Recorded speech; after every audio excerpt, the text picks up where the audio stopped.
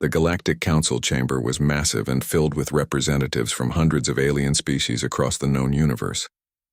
Ambassador Lucas Green sat in his assigned seat near the back of the chamber, where the human delegation had been placed 3 years ago, when Earth first joined the Council.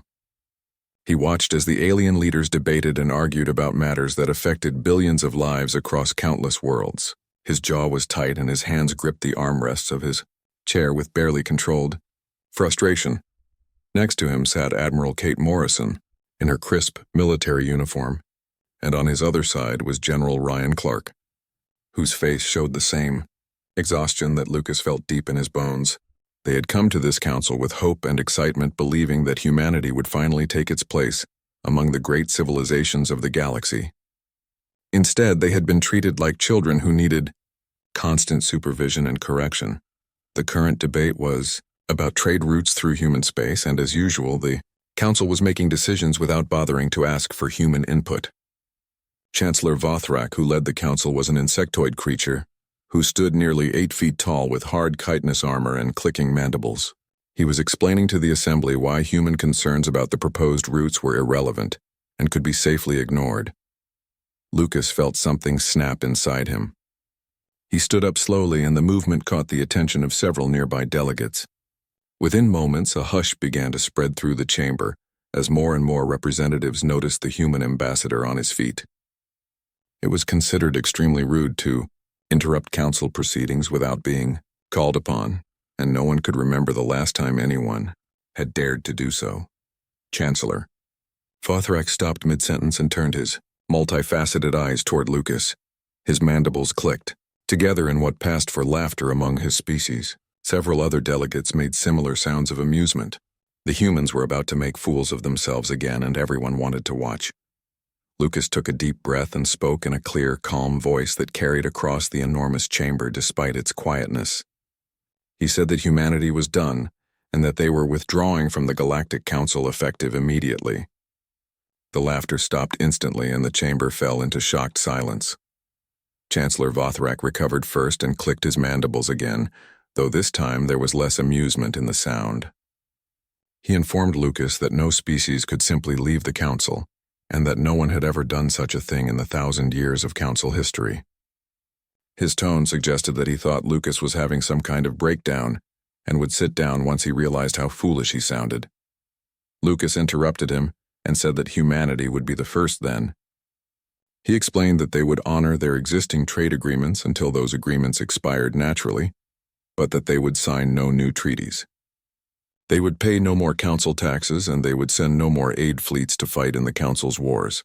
Behind him, Admiral Morrison and General Clark stood at attention, showing that the entire human delegation was united in this decision. The chamber erupted into chaos. Hundreds of aliens began shouting at once, and their translation devices created a horrible cacophony of overlapping voices in dozens of languages. Some delegates were angry, while others seemed genuinely confused. A few appeared to be laughing at what they assumed was an elaborate human joke. The Vrexian ambassador was a sleek reptilian creature named Sisthrix, whose scales gleamed under the chamber lights. He rose from his seat, and his voice cut through the noise as he hissed loudly enough to be heard over the din. He told Lucas that humans needed the Council far more than the Council needed humanity. He pointed out that human military forces were barely 300 years old, and that human technology was primitive compared to species who had been exploring space for thousands of years. He asked where humanity would go and what they would do without the protection and guidance of the Council. Lucas allowed himself a small smile and said simply that humanity would manage because humans always did. He turned toward the massive doors that led out of the chamber, and his entire delegation fell in step behind him. They walked in formation with military precision, and the sound of their boots on the polished floor echoed through the now silent chamber. As Lucas reached the doors, he paused and turned back to face the assembly one final time. He said that he had one more thing to tell them, and the chamber waited in tense silence. He explained that all human personnel were being recalled from council space immediately. Every human scientist and engineer and medical doctor and agricultural expert and military advisor would be coming home. He told them they had 30 days to make other arrangements. The silence that followed was absolute and heavy. Lucas could see the implications beginning to sink in on the faces of the various delegates. The Thexian medical director looked suddenly pale, and the Carvexian industrial minister's tentacles had gone rigid with shock. Even Chancellor Vothrak seemed at a loss for words. Lucas didn't wait for their response. He turned and walked through the doors with his head held high and his delegation following behind him. The doors closed with a solid thump that seemed to echo through the entire station. As they walked through the corridors toward the docking bay where their ship waited, Kate Morrison spoke quietly. She asked Lucas if he was sure about this and whether they were really going to go through with the recall order. Her voice was steady, but he could hear the concern underneath. Lucas nodded and said they were completely sure. He explained that they had discussed this with Earth's leadership for months and that everyone agreed the situation had become intolerable. Humanity had given 3 years of loyal service to the Council and had contributed technology and expertise and resources beyond what any newly joined species had ever offered. In return, they had received nothing but condescension and dismissal and outright mockery. General Clark added that the military advisors he had stationed throughout Council space had been reporting the same problems. Their strategies were ignored and their warnings were dismissed, and their successes were attributed to luck rather than skill. He said his people were frustrated and angry and ready to come home. They reached their ship and began preparations for departure. As the vessel pulled away from the Council station, Lucas stood at a viewport and looked back at the massive structure. It had been built over centuries and represented the combined efforts of hundreds of species working together. It was supposed to be a symbol of unity and cooperation and progress. Instead, it had become a monument to arrogance and rigid thinking. The older species had forgotten how to adapt and innovate because they relied on ancient solutions to every problem. They had mistaken age for wisdom and tradition for truth. They believed that because they had been exploring space for thousands of years, they automatically knew better than everyone else. Lucas understood that the next few months would be difficult. The recall order would cause disruptions across Council space as human personnel abandoned their posts and returned home. Agricultural projects would fail and medical facilities would lose key staff and industrial operations would grind to a halt. Military operations would collapse without human tactical expertise. Part of him felt guilty about the innocent people who would suffer because of this decision. The farmers on Vrexian colonies and the patients in Thexian hospitals and the workers in Carvexian factories had done nothing to deserve abandonment.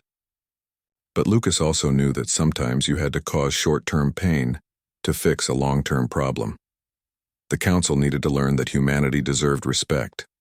They needed to understand that humans brought real value to the galaxy, and that dismissing human contributions had real consequences.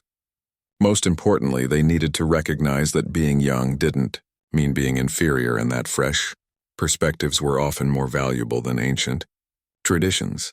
As their ship jumped to faster than light speed, Lucas felt a weight lift from his shoulders. For 3 years he had swallowed his pride and endured insults and fought losing battles for basic respect. Now that fight was over. Humanity had drawn a line and walked away with dignity and tact. Kate Morrison joined him at the viewport and asked what he thought would happen next. Lucas smiled and said that now they would see who really needed whom. The galaxy was about to learn a very expensive lesson about the value of human ingenuity and determination and adaptability. Behind them, the Council station grew smaller and smaller until it vanished entirely into the darkness of space. Humanity was going home and the galaxy would have to figure out how to manage without them. Dr. Helen Martinez stood in the middle of her laboratory on the Vrexian colony, world of Sarth, and stared at the message on her datapad with disbelief written across her face. The recall order had come through on official channels with the highest priority code, and there was no mistaking its meaning.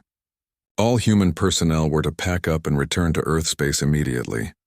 She had been on Sarth for 18 months, working around the clock to save the Vrexian colonists from starvation.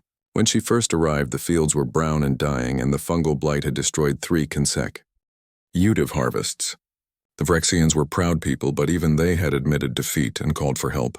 Helen had slept maybe 4 hours a night for over a year and had eaten most of her meals standing up in the lab while running genetic sequences. Now, the fields outside were finally healthy, again with crops growing in neat rows that stretched to the horizon.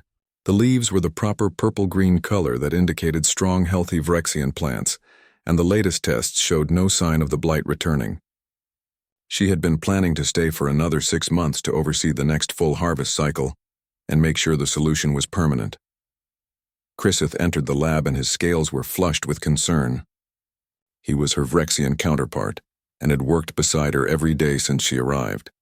He asked if it was true that she was leaving, and his voice carried a note of panic that Helen had never heard from him before.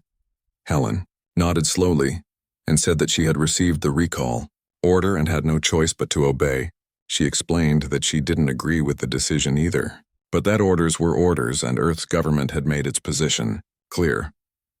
Chrisith's scales shifted to a deeper shade of worried yellow, and he asked if she could at least leave behind her research notes and the gene sequences she had developed.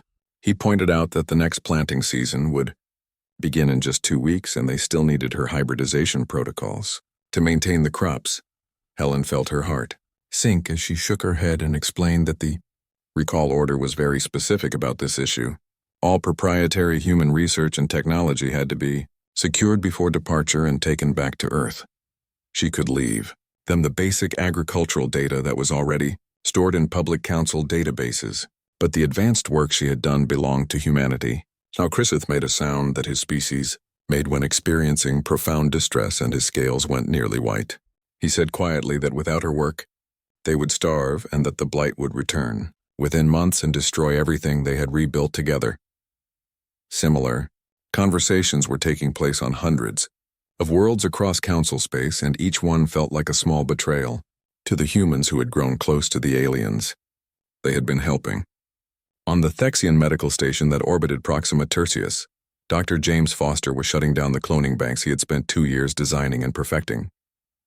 The tissue regeneration technology he had developed had reduced mortality rates in trauma cases by almost 70%.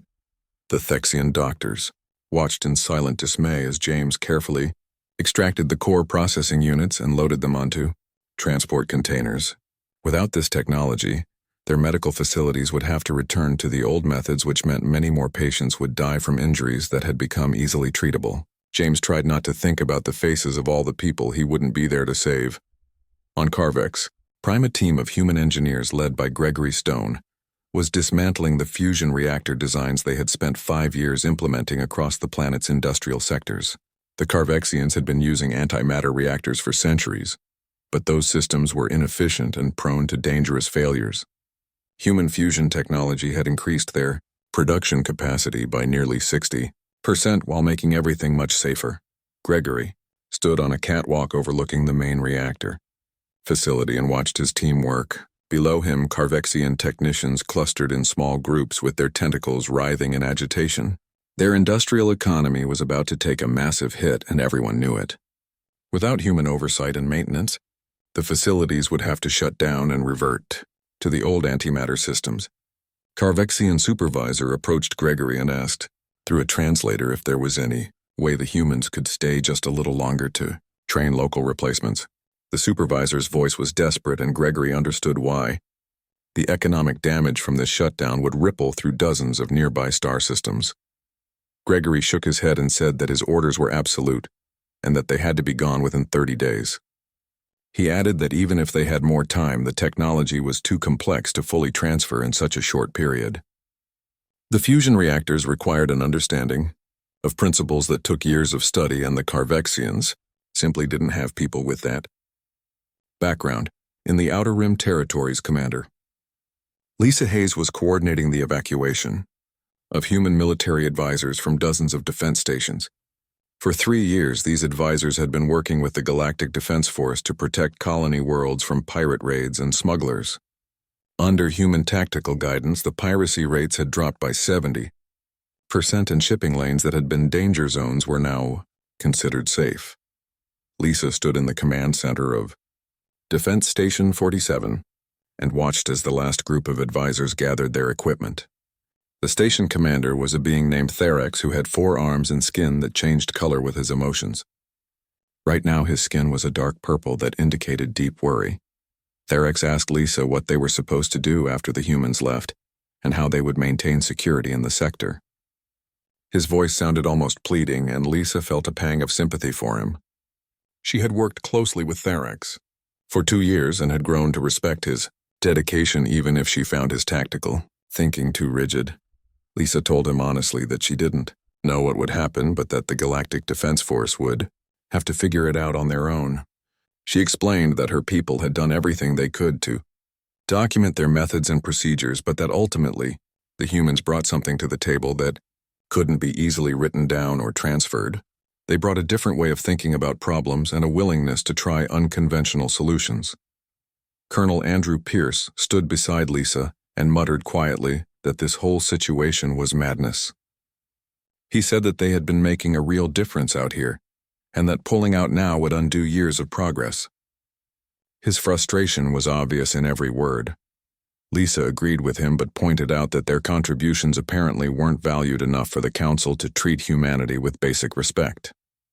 She said that maybe watching everything fall apart would teach the alien species a lesson about taking their allies for granted. As the last transport shuttle lifted off from the station, Lisa watched through the viewport as Defense Station 47 grew smaller below them. She could see other defense stations in the distance and knew that the same scene was playing out at each one. Human advisors were leaving and taking with them the expertise that had held the pirate threat at bay. Andrew asked quietly what she thought would happen. Now, and Lisa stared out at the stars for a long moment before answering. She said that now they would all see who really needed whom, and that the galaxy was about to learn some very hard lessons very quickly. The transport jumped to faster than light speed and left the outer rim behind.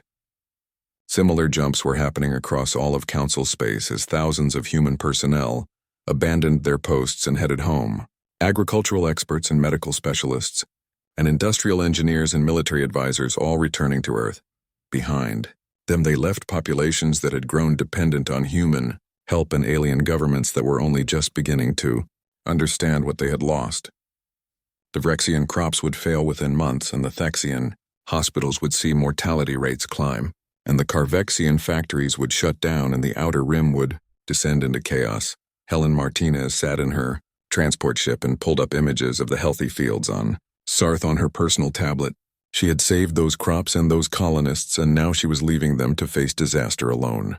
Part of her wanted to ignore the recall order and stay to finish the work she had started. But she also understood why Earth had issued the recall. For 3 years, humanity had given everything to the Council and received nothing but contempt in return.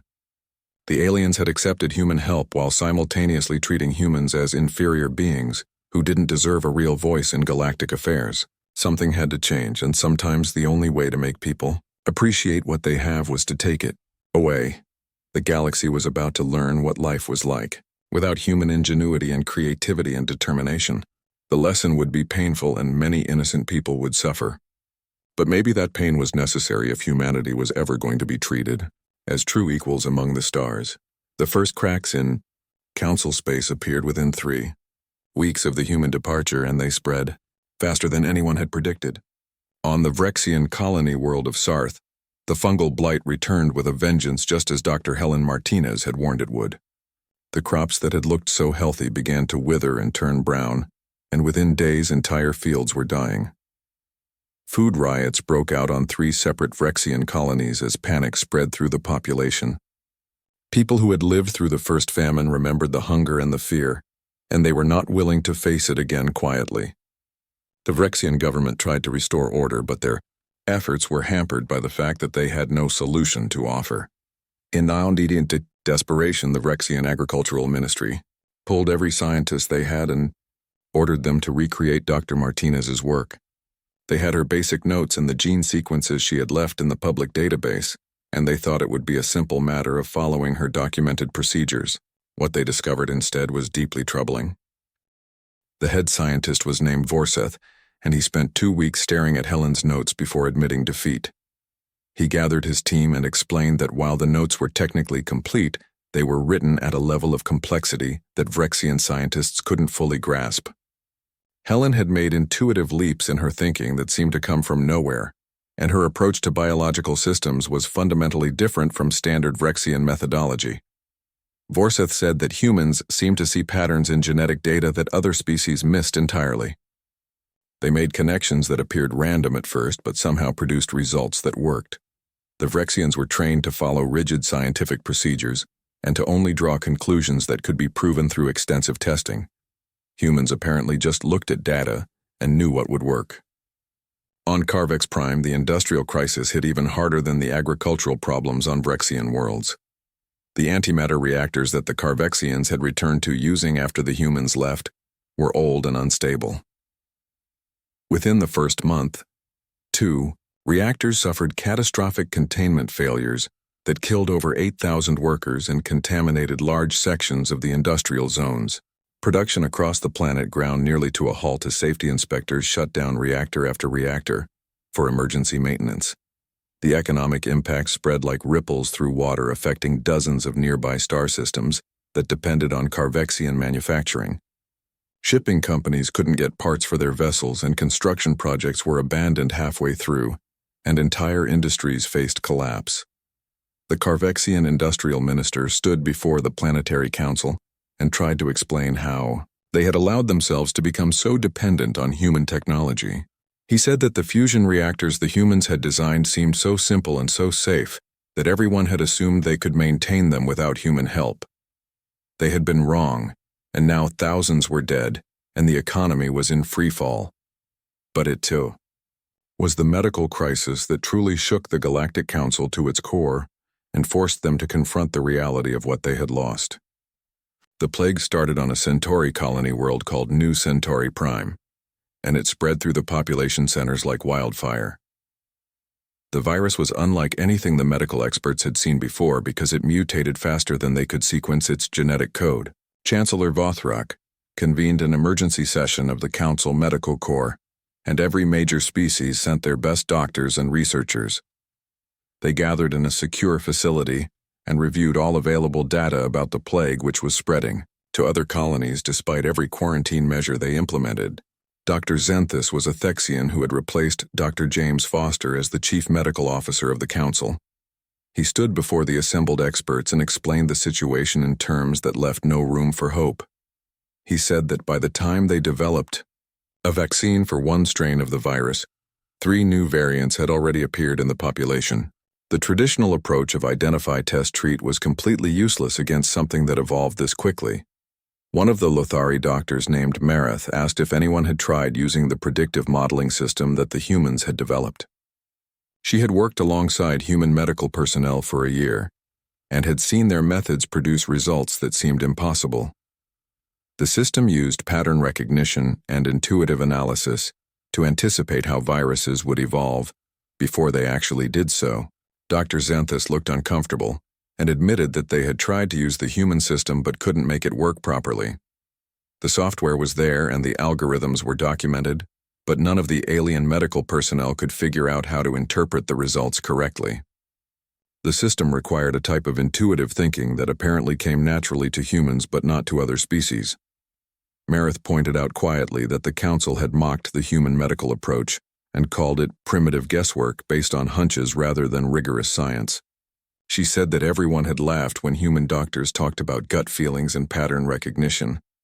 Now those same laughable methods were the only thing that could save millions of lives, and the humans were gone.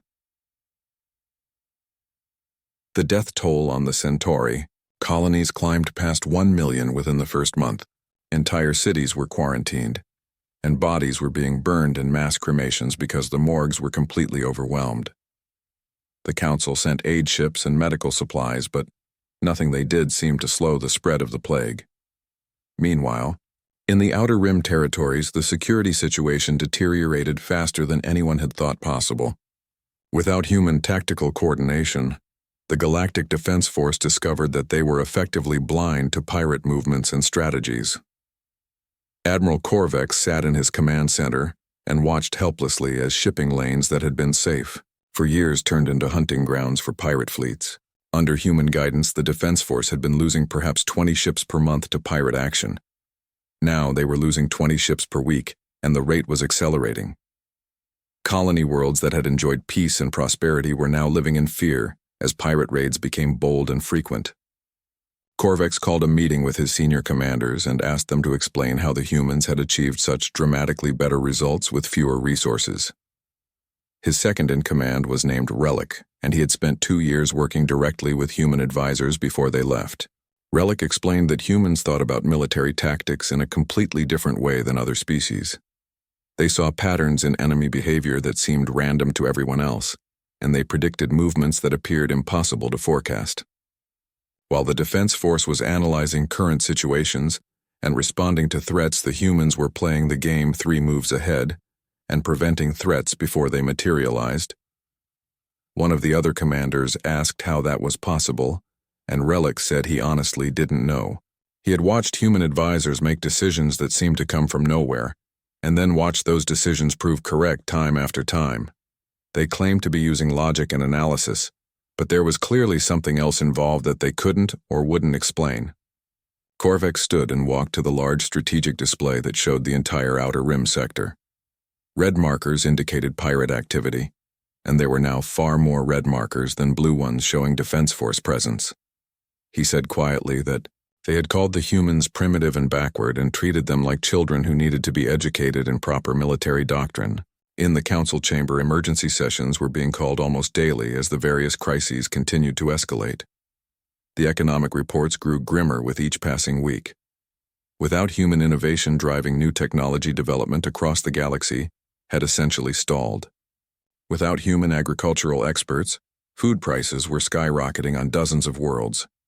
Without human medical personnel, healthcare systems were collapsing under pressure they couldn't handle.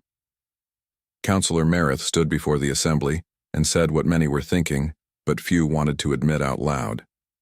She asked how long they were going to pretend that everything was fine when clearly their entire civilization was falling apart. She pointed out that in just 2 months they had lost more people to preventable crises than had died in the previous decade of warfare. Chancellor Vothrac's mandibles clicked together in agitation, and he said that the council was doing everything possible to address the situation. Merith interrupted him and asked if everything possible included admitting that they had made a catastrophic mistake and that they needed the humans back desperately. The chamber fell silent at her words.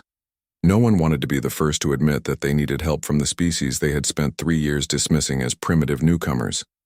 Pride was a powerful force, and for many of the older species, the idea of crawling back to humanity was almost unbearable. But the death tolls kept rising and the economic collapse kept spreading, and the pirate attacks kept increasing. Reality had a way of crushing pride eventually, and the reality facing the council was stark and undeniable. Without humans, the galaxy was failing. The message from the Galactic Council arrived at the human embassy on Nova Station, exactly 6 weeks after humanity had withdrawn from council space. Ambassador Lucas Green was in his office reviewing reports from Earth about the growing chaos in alien territories when his assistant brought him the encrypted transmission with the highest priority codes. Lucas read through the message twice before leaning back in his chair and allowing himself a small smile. The council was reaching out to request the resumption of diplomatic relations, and they wanted to discuss mutually beneficial arrangements moving forward. The message was carefully worded with diplomatic language that avoided any direct admission of error or need.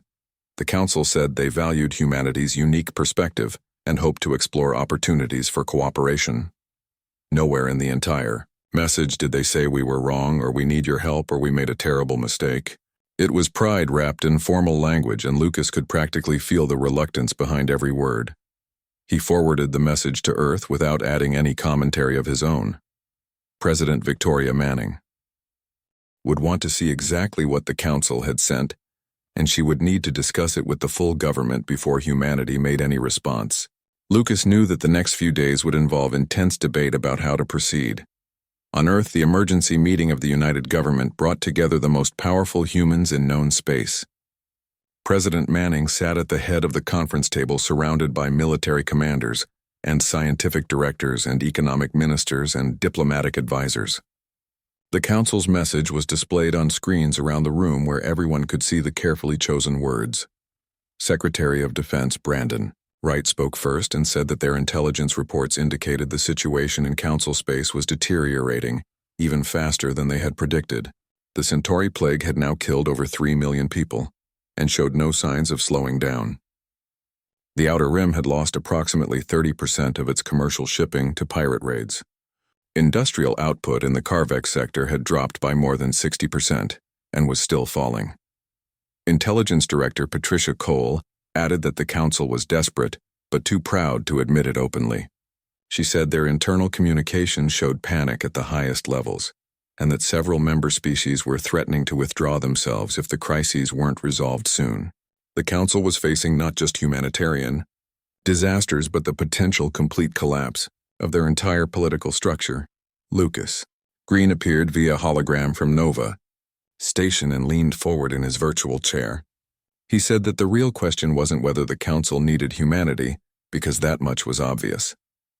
The question was what terms humanity would demand for their return and whether they should return at all. General Ryan Clark, who had been with Lucas in the council chamber when they walked out, said that maybe it was better to let the aliens deal with their own problems.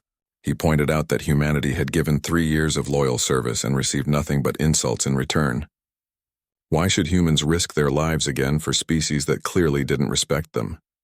Dr. Helen Martinez joined the discussion from her home where she had been staying since returning from Sarth. She said that while she understood the anger and the desire to punish the council leadership, they had to remember the innocent people who were suffering. The Vrexian colonists who were starving hadn't personally insulted humanity. The Centauri plague victims hadn't voted to treat humans with contempt. If humanity refused to help, they would be punishing the powerless for the crimes of their leaders. President Manning nodded slowly and said that Dr. Martinez was right. Humanity would help because that was who humans were and what they did. But this time the help would come with conditions, and those conditions would be non-negotiable.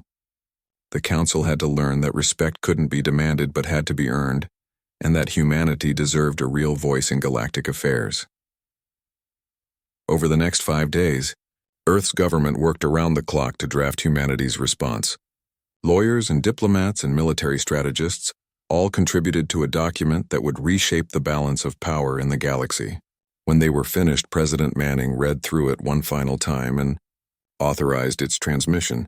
The human response was broadcast on all major galactic communication channels, simultaneously ensuring that every species in Council space would hear it at the same time.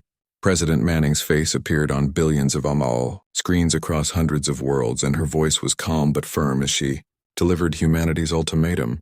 She said that humanity acknowledged the Council's message and was willing to provide humanitarian assistance to those in need.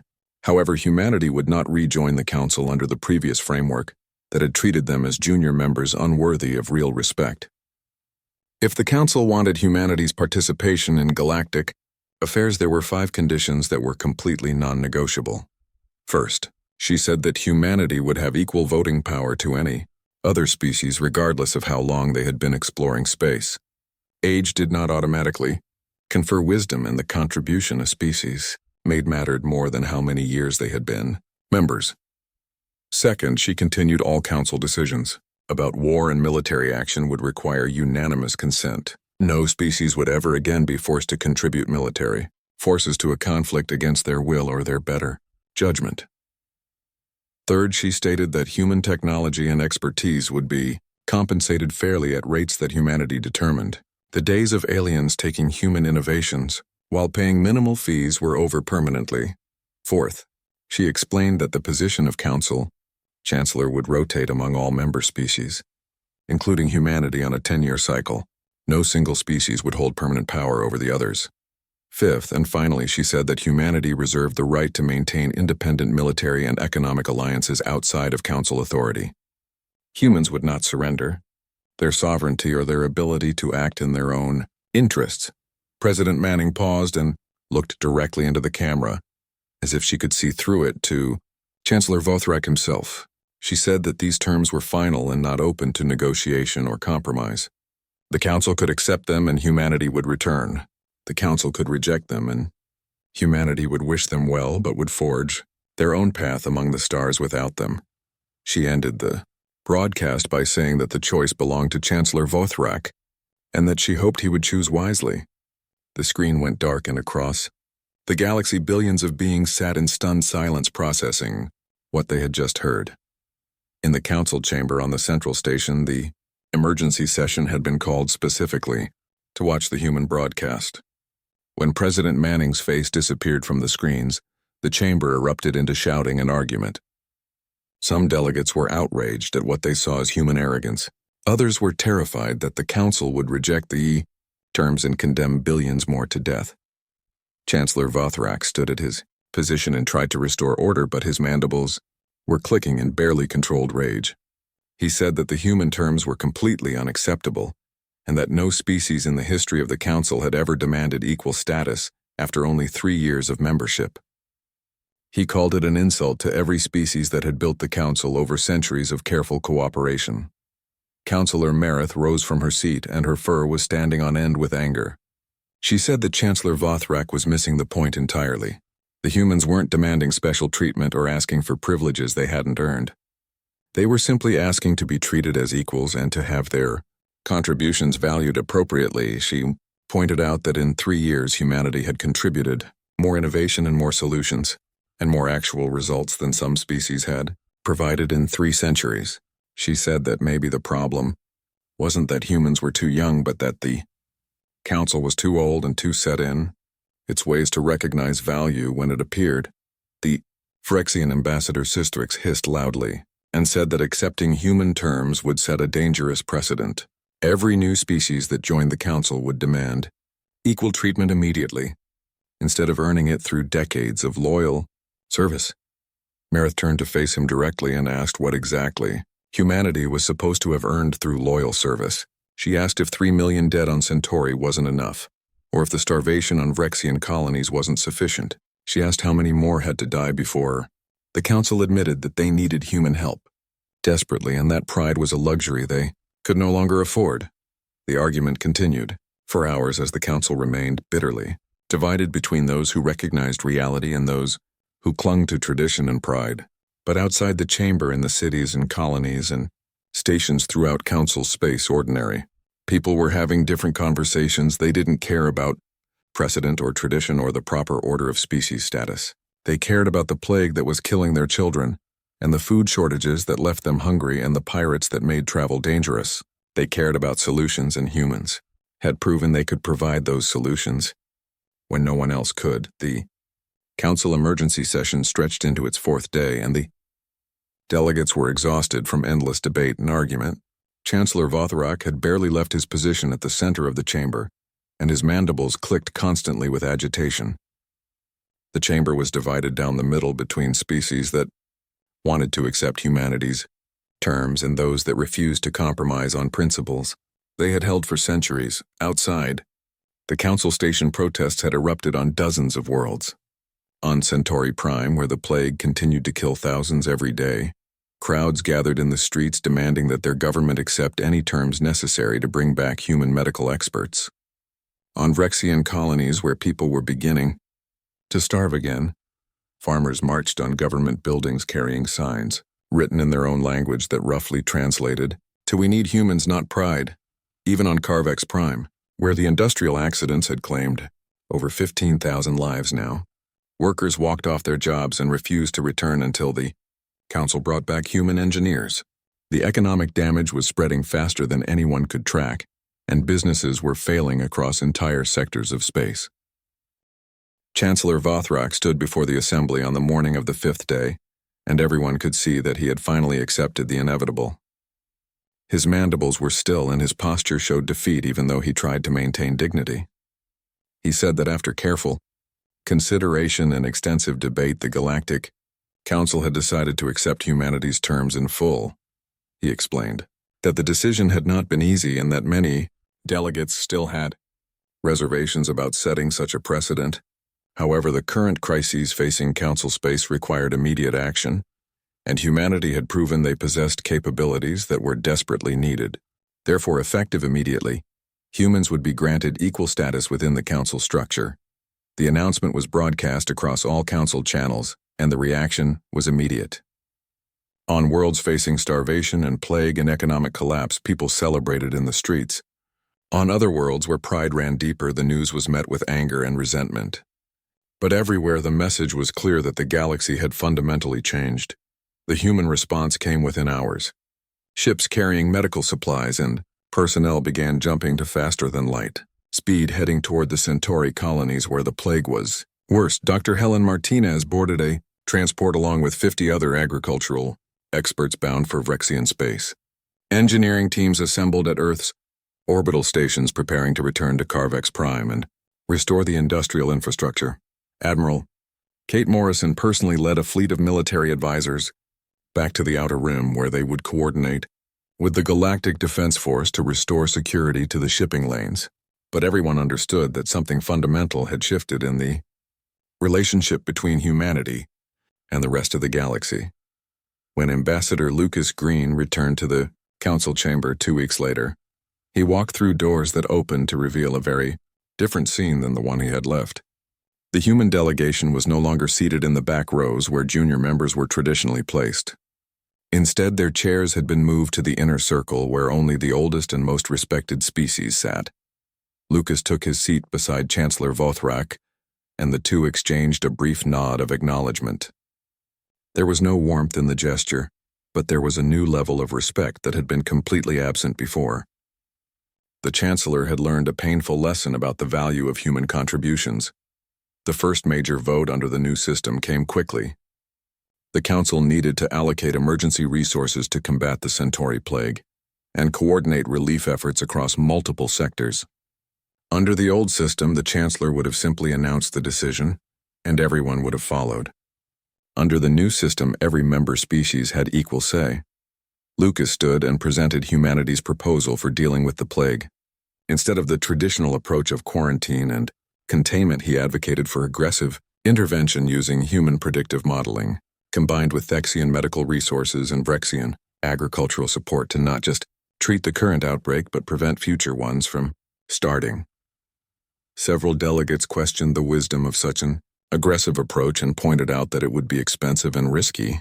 Lucas responded calmly that the conservative approach had already cost over 4 million lives and was clearly not working. Sometimes solving a problem required taking risks and trying new methods even when they seemed unconventional. The vote was called, and to the surprise of many traditional council members, Lucas's proposal passed with overwhelming support. Species that had never sided with humans before voted yes because they had seen the results that human methods could achieve. The old ways had failed and people were ready to try something different. The strategy worked even better than Lucas had predicted. Within 6 weeks, the death toll from the plague had stopped climbing. Within 3 months, the outbreak was fully contained and new cases had dropped to almost zero.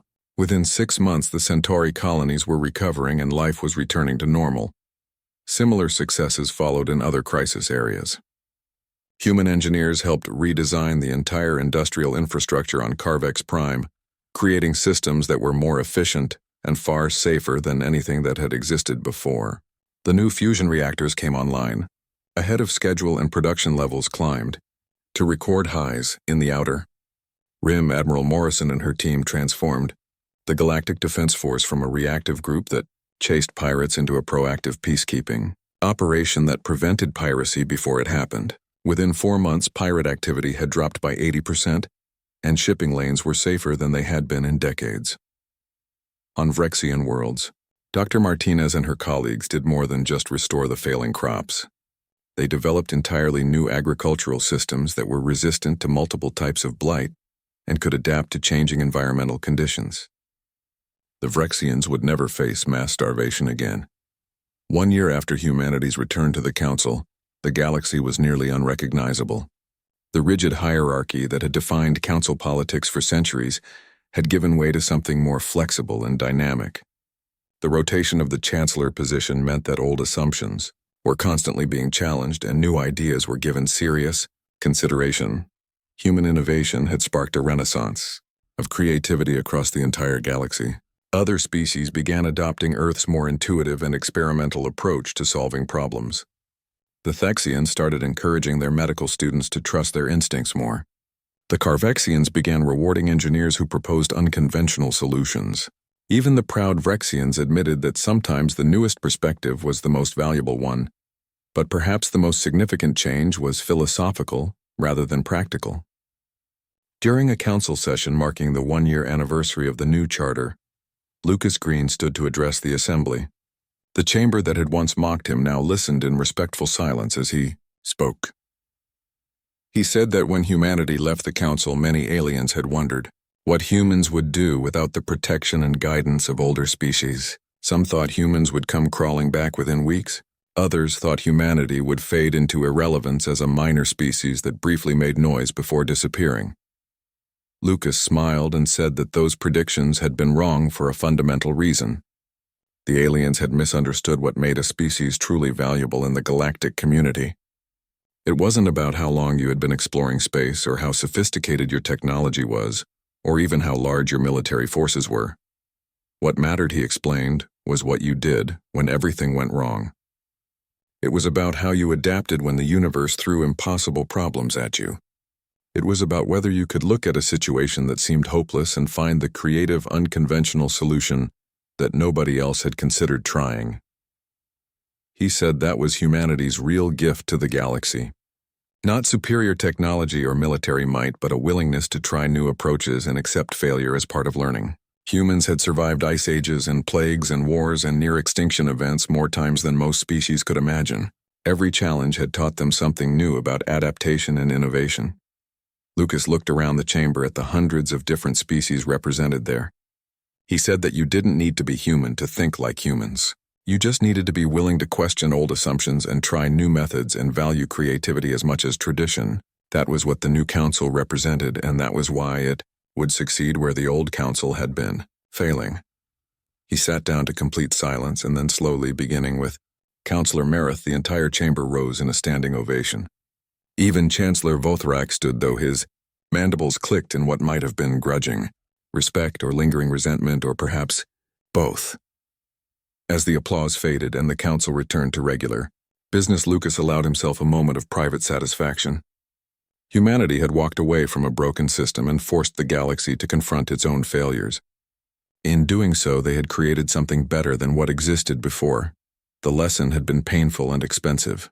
Millions had died and economies had collapsed and entire sectors had descended into chaos. But sometimes that kind of pain was necessary to force real change. The galaxy had learned that youth didn't mean inferiority, and that fresh perspectives were often more valuable than ancient wisdom. More importantly, the galaxy had learned that humanity deserved respect not because of any inherent superiority, but because they had proven their worth through action. They had shown that they could survive anything and adapt to everything and find solutions when no one else could. Ambassador Lucas. Green looked around the council chamber at all the alien faces and felt genuinely hopeful about the future, for the first time since arriving here years ago. Humanity had finally claimed its rightful place among the stars, not through conquest or intimidation, but by simply being exactly who they had always been. They were survivors and innovators and problem solvers. They were humans, and the galaxy was better for having them as true equals, rather than tolerated juniors.